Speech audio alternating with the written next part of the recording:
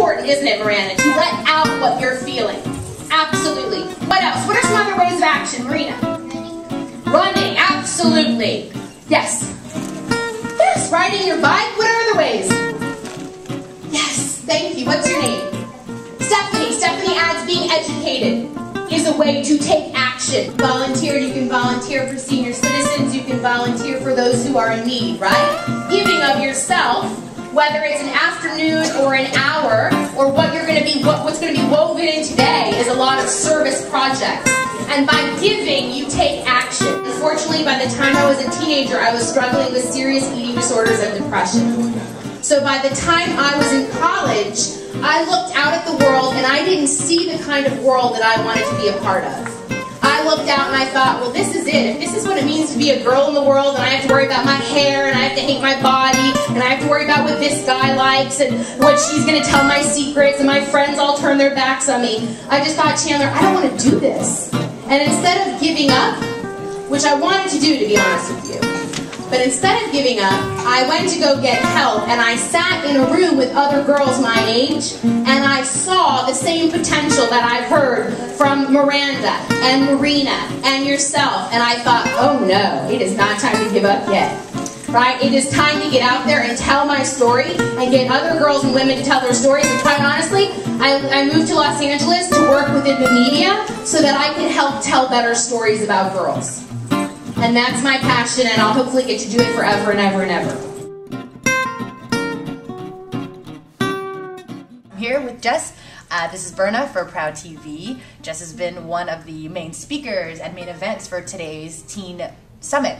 Teen Town Hall. I know, I get that wrong all the time. It's a tongue twister. It's a tween town hall for Alley Cats. Alley Cats Tween Town Hall. Say that 3 times fast. Alley Cats Tween Town Hall. I get tired. I get so tired. But you've been such an inspiration for the girls today. And you've been an inspiration your entire life. So please give us a little bit of a background about your involvement with Alley Cats. Oh, the pressure. Okay, no. You know, my involvement with Alley Cats happened about a year or so ago when I was invited to host the first ever Tween Summit in Washington, D.C., which was awesome, and which is where I first learned about Hang Proud and became a huge fan, like your #1 sort of stalkery fan. That's okay. We like that. It's just like, it's healthy stalking. It is. And, you know, and so I was asked to host and moderate, and I love doing it because I love working with girls. And mostly I love to hear what girls have to say. I don't think we get to listen enough to the ideas that girls have for the world. So, you know, I look at myself as a conduit today. I'm just here to like kind of keep things moving, get the conversation started, make sure everyone's really excited, and then get out of the way and watch the brilliance happen. Awesome. And you spoke about it a little bit today while you were talking with the girls, but where did it start, this desire to bring the stories out of other teens? You know, like all people who have a passion, I started feeling it in my own life as a teen with low self-esteem and eating disorders and depression, and looking out at the world and thinking, I don't want to be a part of a world that doesn't respect women and value girls, and I didn't know where my place was going to be in this world. And then as I got better from those issues and those illnesses and I got help, then a new passion was born inside of me to want to keep talking about those things and make sure that there wasn't another girl out there who felt the way I did as a girl. We do a video advice column on Hang Proud, and I get a lot of questions from girls that say things like, I don't understand why the media has so much emphasis on body image, and the girls in magazines are so skinny, and I get really confused about that. So what's your words for those girls? Well, you know, I write for 17 Magazine. I write a column called Body Peace, which I hope you guys read, because it is about just doing that. It's about, in a world, like I'm in the middle of a fashion magazine and I'm writing a column about how to have healthy self-image. And I think it's about a balance. I think we have to teach girls that the media, unfortunately, for a very long time is going to keep those images the same way because they make money off of it. Yes. And anybody who makes money off of something is very hard pressed to change that. Unless, as girls, we can show them with our dollars that we're not going to buy those things anymore, and in fact, give our money to another place, a cause, a magazine that does do those things. We have to vote with our dollar. So I think that, you know, I know that girls are confused about body image and that they look at all these images out there and feel overwhelmed. And what I want to say to them is start small and start with you.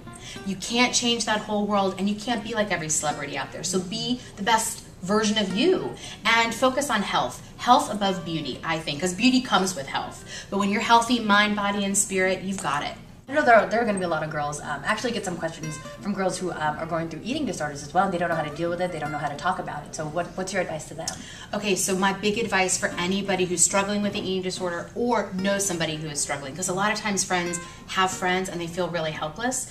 Number one, eating disorders are diseases. They're not about a girl getting attention. They're not about wanting to just look skinny or pretty. They're real and they're serious. So don't mess around. Get help. Talk to an adult. I know it's scary. I know you may not trust all the adults in your life, but talk to somebody who has resources, a doctor, a nutritionist, a counselor, because you don't want to mess around with something like this. I've known too many girls who've lost their lives because of eating disorders. So I want you to know it's serious, and I want you to know that help is available, that really help and recovery is available. You can recover from this. You can go on to live a life where you're not obsessed about your body, food, fat, or weight.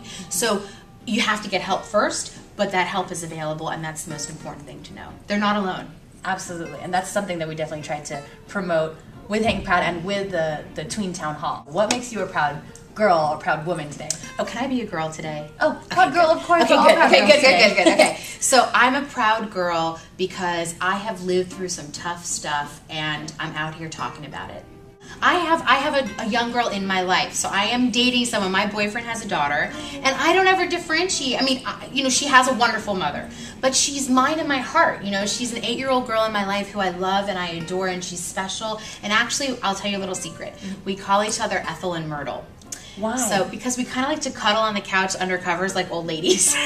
we like to cuddle up. But you know what's so cute about it is that we were talking the other day about you know when I become her stepmom. I hate that word, and so we're like, what word should we come up with? And she said, I know, I'll just call you my Myrtle.